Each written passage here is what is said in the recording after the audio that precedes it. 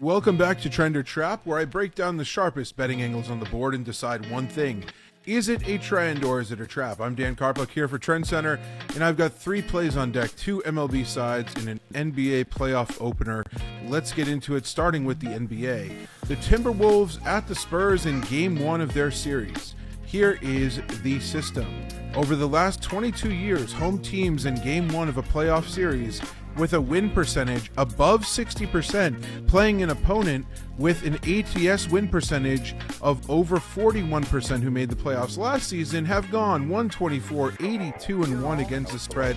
That's 60.19% for 33.8 units of profit, 14.84% ROI. So, trend or trap? I'm going to say that this is a trend to tail and will lay 14 points with the Spurs. This is a classic playoff setup where the market still undervalues elite home teams in Game 1, as proven over time. Now let's layer in the matchup. These teams split the regular season 2-1 in favor of Minnesota, actually, but this is a completely different situation right now. The Timberwolves are banged up. Dante DiVincenzo is out for the season. Anthony Edwards is officially listed as questionable. However, I think it's doubtful that he plays this game. And Ayo Dosunmu is also dealing with injuries. Those are a lot of playmakers for this Minnesota team that needs playmakers to keep up with this San Antonio team. Meanwhile, the Spurs are rolling. They just handed Portland a 5-game loss and went 4-1 against the spread in that series, even stealing one without Victor Wembanyama.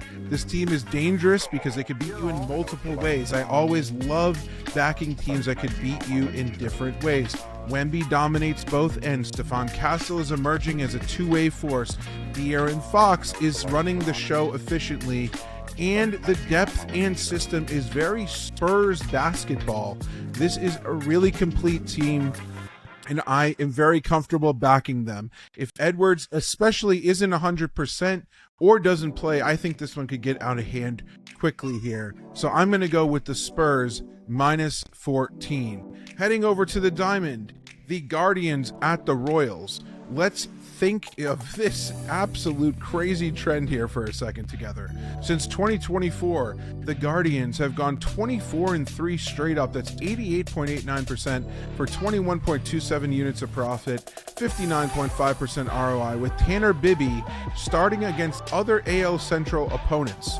So 24-3 with Bibee starting against divisional opponents since 2024. Pretty crazy. So, is this a trend or a trap? I'm going to say that this is a trend to tail, especially at plus 109 on the money line, where you could get this right now. At first glance, you might hesitate here. Bibee is 0-4 with a 4.08 ERA this season. Cleveland has dropped 6 straight of his starts. But zoom out here a little bit. Before the skid, Cleveland had won 20 straight AL Central games with Bibee starting.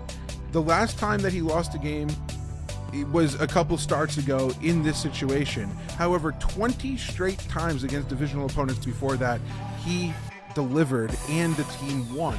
Throughout the course of his young career, he's dominated this spot against Kansas City as well. 7-2 straight up against Kansas City. The Guardians have gone with him starting, and he personally has gone 4-0 in Kansas City with a 2.78 ERA. Like I said, a personal win in all 4 of those road starts in Kansas City. Quietly, he's stabilizing as well. 1 earned run, 2 earned runs, 1 earned run allowed over his last 3 starts. Now let's flip to the Royals. Michael Wacha started hot, but has cooled off a little bit here. 6 earned runs versus the Orioles, 4 earned runs versus the A's in his last 2 starts. And the bullpen is a major issue for this Royals team.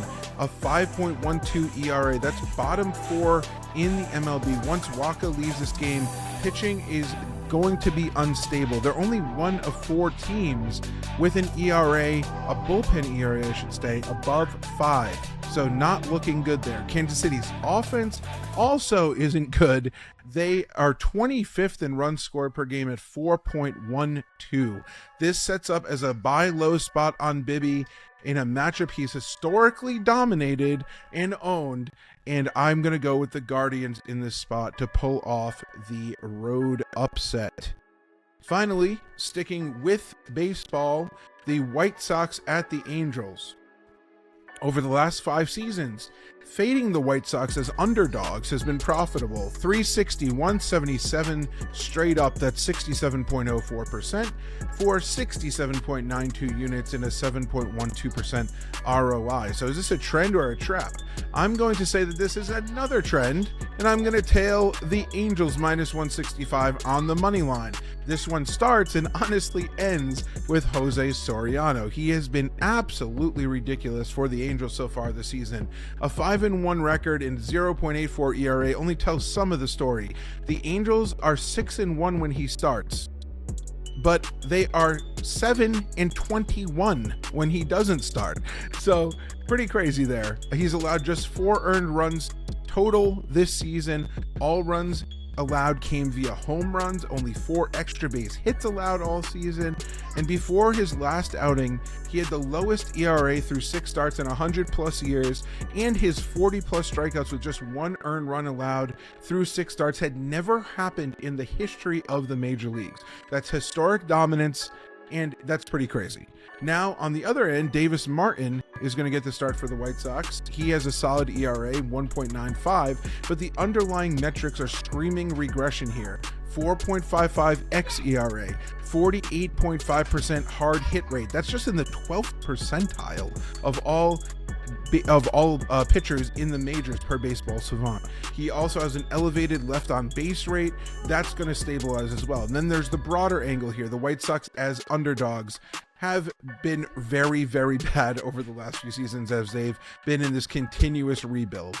Give me the Angels to win. I'm going to trust that Soriano delivers in this spot, especially after he got burned a little bit with a couple long balls given up in his last start against these exact White Sox. I think he's going to get some revenge here in this spot at home. That's 3 plays and 3 trends across the board. But remember, not all trends are created equal. The edge comes from knowing when the data aligns with the situation. And tonight, all 3 spots check that box. If you're riding with me, tail Spurs minus 14, Guardians as a live dog behind Bibee, and the Angels money line with Soriano on the hill. This is one of those slates where the numbers and the matchups are telling the same story. We'll see if the board cashes or if it flips the script. Until next time, trust the data, question the narrative, and always ask trend or trap.